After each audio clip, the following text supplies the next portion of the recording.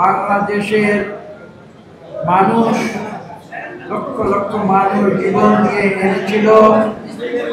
সেই স্বাধীনতা কিন্তু ৭২ থেকে ৭৫ এই ৩ বছরে সেই স্বাধীনতা কিন্তু রূপান্তরিত হয়েছিল একদলীয় শাসনে।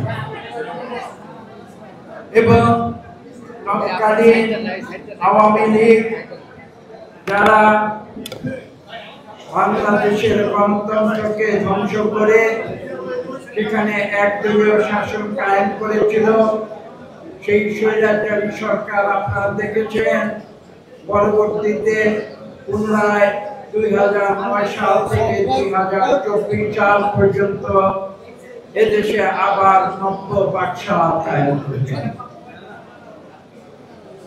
বলা বাহুল্য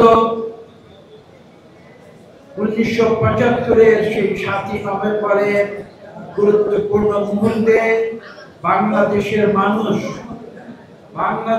মানুষ আবার নতুন করে আহ্বান জানিয়েছিল কাকে? তিনি ছিলেন অন্য কেউ নন, আমাদের বিএনপির প্রতিষ্ঠাতা, বাংলাদেশের স্বাধীনতার ঘোষক, বীর মুক্তিযোদ্ধা, বীর উত্তম শহীদ প্রেসিডেন্ট জিয়া রহমান। তাকে ডেকে এনেছিল ৭ই নভেম্বরের পরে। কেন ডেকে এনেছিল? একটি মাত্র কারণে, কারণ বাংলাদেশের সৃষ্টি হয়েছিল দুটি উদ্দেশ্যে, গণতন্ত্র এবং বাংলাদেশের দরিদ্র মানুষের অর্থনৈতিক মুক্তি।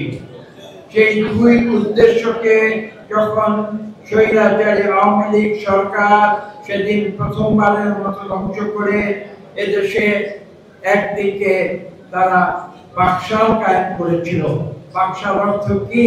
যেখানে মানুষ কোনো ভিন্ন মত প্রকাশ করতে পারবে না, সরকার যেটা বলে দেবে সবাইকে সেই একই কথা বলতে হবে।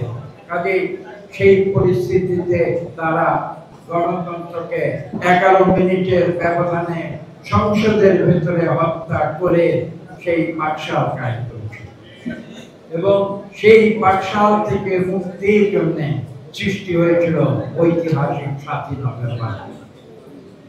বলেছি একটু আগে, শহীদ প্রেসিডেন্ট জিয়া রহমানকে বাংলাদেশের মানুষ পুনরায় আহ্বান জানিয়ে এই তখনকার সেই ধ্বংসপ্রাপ্ত বাংলাদেশকে নতুন করে গড়ে তোলার জন্য শহীদ প্রেসিডেন্ট জিয়া রহমানের উপরে তাকে দায়িত্ব দিয়েছিল। যে দায়িত্ব তিনি পালন করেছিলেন সঠিকভাবে। মাত্র ৩.৫ বছরে একটি ধ্বংসপ্রাপ্ত জাতির সম্মান পুনরুদ্ধার করে বিশ্বের বুকে বাংলাদেশকে একটি সম্মানজনক জাতি হিসেবে পুনঃপ্রতিষ্ঠিত করেছিলেন, যেমন তিনি করেছিলেন ৭১ সালে স্বাধীনতার ঘোষণার মধ্য দিয়ে স্বাধীন বাংলাদেশের প্রতিষ্ঠা। কাজে আজকে এই দিনে, এই ৭ই নভেম্বরে কেন আমরা এখানে এসেছি, কেন জাতীয়তাবাদী তাঁতি দল আজকের এই আলোচনা সভার সূচনা করেছেন, তার মূল উদ্দেশ্য আমাদের উপলব্ধি করতে হবে। পরবর্তীতে আপনারা দেখেছেন, আমি একটু আগে উল্লেখ করেছি যে বিগত ১৭ বছরে ২০২৪-এর ৫ই আগস্ট পূর্ববর্তী ১৬ বছরে এই আওয়ামী লীগ বাংলাদেশকে আবার দ্বিতীয়বারের মতো দ্বিতীয় বাকশালে পরিণত করেছিল, যেখানে মানুষের কথা বলার স্বাধীনতা ছিল না, যেখানে মানুষের ভোটের স্বাধীনতা ছিল না, যেখানে মানুষের অর্থনৈতিক স্বাধীনতা ছিল না। একটি অলিগার্কি সৃষ্টি করে সেই অলিগার্কির মাধ্যমে লক্ষ হাজার কোটি টাকা বাংলাদেশকে বিদেশে পাচার করে দিয়ে বাংলাদেশের অর্থনীতিকে তারা ধ্বংস করে দিয়েছিল। বাংলাদেশের মানুষের কথা বলার অধিকার বন্ধ করে দিয়ে এখানে একটি অপশাসন, স্বৈরাচারী শাসন তারা কায়েম করেছিল।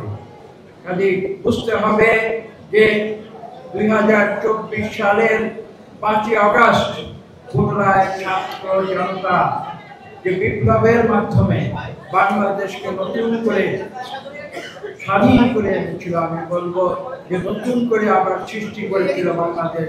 সেই বাংলাদেশ আমরা আবার গণতন্ত্রের প্রতি ফিরিয়ে নিতে চাই, যে অভিযাত্রায় বিএনপি সবচেয়ে গুরুত্বপূর্ণ ভূমিকা পালন করতে পারে। আপনারা লক্ষ্য করেছেন বিএনপি স্পষ্ট ভাষায় বলে দিয়েছে যে আজকে 2024-এর 5ই আগস্ট পরবর্তীতে ছাত্র জনতা তাদের এই বিপ্লবের ফলশ্রুতিতে আমরা একটি জিনিস চাই, সেটা কি বাংলাদেশের গণতন্ত্র ফিরিয়ে আনতে হবে, বাংলাদেশে সুষ্ঠু নিরপেক্ষ নির্বাচন ফিরিয়ে আনতে হবে, বাংলাদেশের মানুষের মৌলিক অধিকার ফিরিয়ে আনতে হবে, বাংলাদেশের মানবাধিকার ফিরিয়ে আনতে হবে।